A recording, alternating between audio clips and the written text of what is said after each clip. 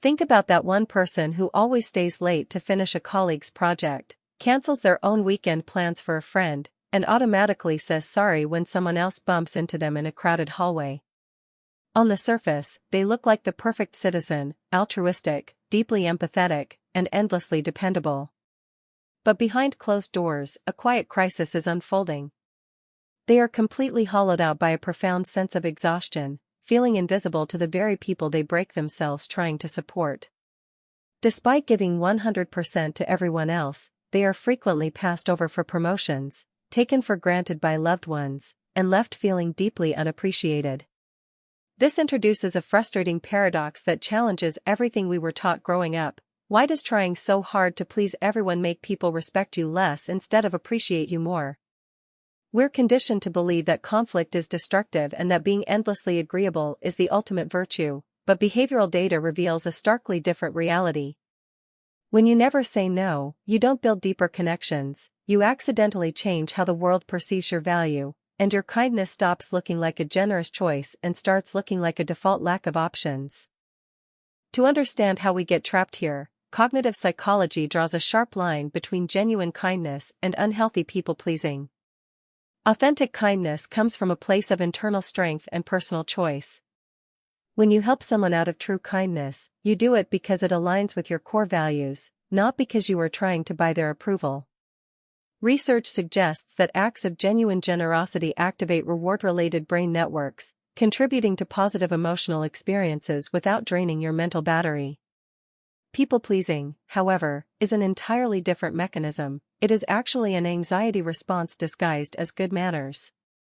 According to behavioral psychology, it operates from a psychological deficit and is fueled by an intense fear of rejection and a chronic need for external validation.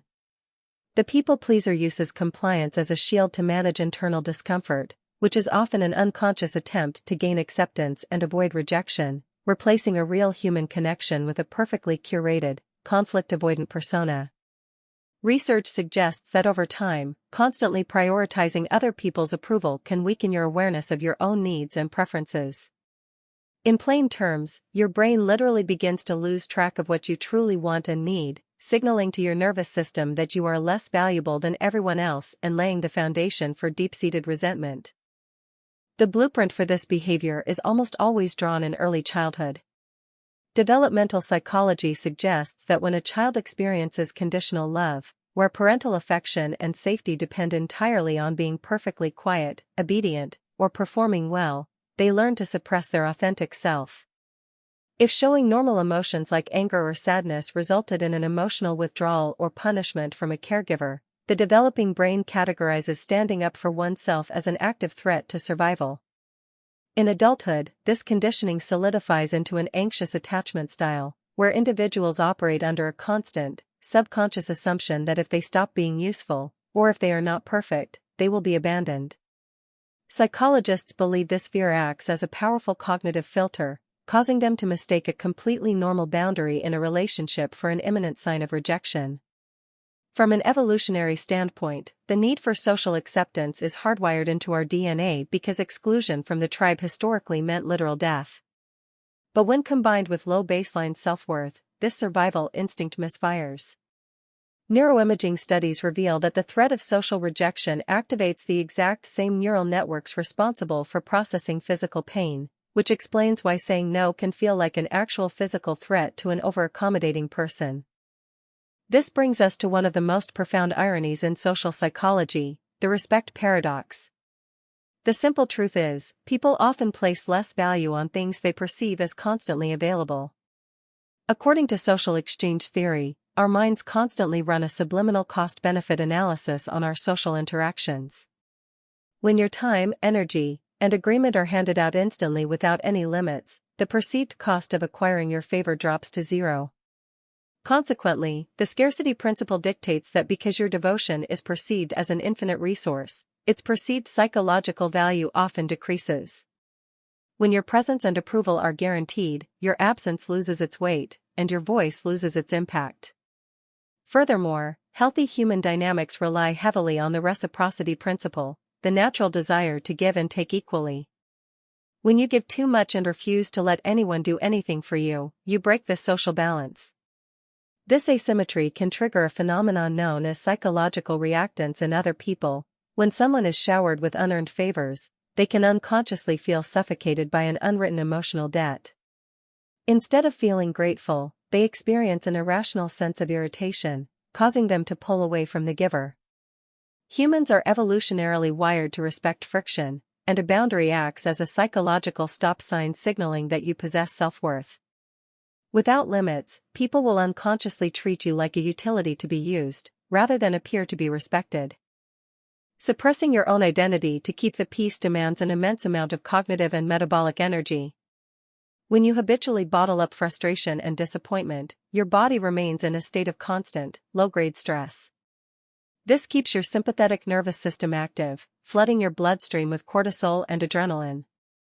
Studies indicate that this chronic physiological load accelerates emotional burnout and can contribute to chronic fatigue and reduced immune function. Over time, chronic people-pleasers fall victim to severe compassion fatigue and a total loss of identity. Because your brain is entirely consumed by tracking and managing the emotions of everyone around you, you have no cognitive reserves left for yourself. This induces acute decision fatigue. When finally asked what you want or need, you genuinely cannot answer because your internal compass has been offline for years. From a neurological standpoint, long-term stress is associated with changes in brain chemistry that may contribute to anxiety and depression. Chronic stress can disrupt the brain's normal regulation of neurotransmitters involved in mood and motivation. This realization can induce a severe drop in morale which, in some individuals, may contribute to feelings similar to learned helplessness, concluding that trying to stay safe by being nice isn't working, yet leaving you feeling too paralyzed to take off the mask. To break out of this cycle, we must completely redefine how we view boundaries. In the mindset of a people-pleaser, a boundary is mistakenly viewed as an act of aggression, a mean wall meant to push people away. But emotional intelligence reframes boundaries as mechanisms of preservation and clarity. Far from being walls of separation, boundaries are the essential blueprints that make sustainable relationships possible, simply defining where you end and another person begins. According to behavioral psychologists, developing assertiveness does not mean adopting a hostile or rude demeanor. It is simply the calm, direct expression of your needs and limits without manufactured guilt or unnecessary apologies.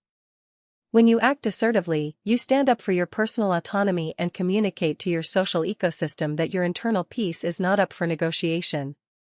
Learning to say no to demands that violate your well-being is a fundamental requirement for mental health. Saying no to a request is really just saying yes to your own health, time, and sanity. It also acts as a natural filtering mechanism for your social life, quickly showing you who values you for who you are, and who only values you for what you can do for them. Unfortunately, a lack of robust boundaries acts as a homing beacon for people with manipulative tendencies. In the study of compliance psychology, research suggests that manipulative individuals are often adept at identifying social environments to find people with low self-worth and high agreeableness. They seek out individuals who tolerate bad behavior because they know these targets are the easiest to exploit for personal gain. Manipulators frequently utilize a well-documented psychological trick known as the foot-in-the-door technique, securing compliance with massive, unfair requests by first getting the target to agree to a series of smaller, seemingly trivial favors. For an over-accommodating person, each small concession slowly bends their normal boundaries, allowing the manipulator to gradually push further and further while using guilt trips and emotional blackmail to keep the nice person doubting their own perceptions. They distort the rule of reciprocity by performing a minor, unsolicited favor, intentionally forcing the nice person to feel a network of emotional debt. Because overly agreeable people are terrified of looking ungrateful, they readily give in to unfair demands. Understanding this dynamic clearly shows that without boundaries, excessive kindness accidentally enables bad behavior, turning a well-meaning person into an active partner in their own exploitation. Transitioning away from toxic compliance requires practical, science-backed habits. The primary step involves building intrinsic self-worth through cognitive reframing. You must actively challenge the false belief that your personal value is entirely dependent upon your utility to others. When a wave of guilt arrives after declining a request, cognitive behavioral therapy recommends reframing that discomfort not as a sign of wrongdoing, but as the normal friction of your brain rewriting old, maladaptive neural pathways. Next, you must practice assertive communication and stop apologizing for things that do not require an apology. Instead of saying, "I'm so sorry, I wish I could but I just don't have time," switch to a neutral, direct statement like, "I won't be able to take that on right now." Dropping the automatic apology instantly removes unearned shame. Additionally, implement a strategic pause. When asked for a favor, buy your prefrontal cortex time to override the amygdala's panic-driven impulse to instantly say yes by simply saying, "Let me check my schedule and get back to you." Finally, protect your time and demand balanced reciprocity. Set strict limits on your availability and look closely at whether your relationships are a two-way street or just a one-way drain on your life. By managing your emotional regulation through these deliberate adjustments, you train the people around you to adapt to your new baseline of self-respect. Ultimately, the hidden dark side of being too nice reveals that an inability to say no can sometimes reflect a fear of rejection or difficulty asserting personal needs. True kindness is not a default reaction because you feel you have no other options. It requires strength, intent, and conscious choice. When you strip away your own boundaries to keep everyone else happy, you dilute your unique identity and offer the world nothing more than a hollow echo of what you think they want to see. Self-respect is the vital foundation upon which all healthy, sustainable relationships must be constructed. High emotional intelligence means recognizing that you are fundamentally responsible for protecting your own psychological well-being, and that looking out for oneself is a prerequisite for genuinely caring for anyone else. Setting boundaries is not an act of hostility against the world, it is a profound declaration of your own value. People who benefited from weak boundaries are often the first to resist healthy ones. True strength does not lie in flattening yourself out so everyone else has a seamless ride. It is found in the courage to stand firmly within your own truth, accepting the reality that it is infinitely better to be respected by a few for your authentic self, than to be liked by many for a mask you can no longer afford to wear.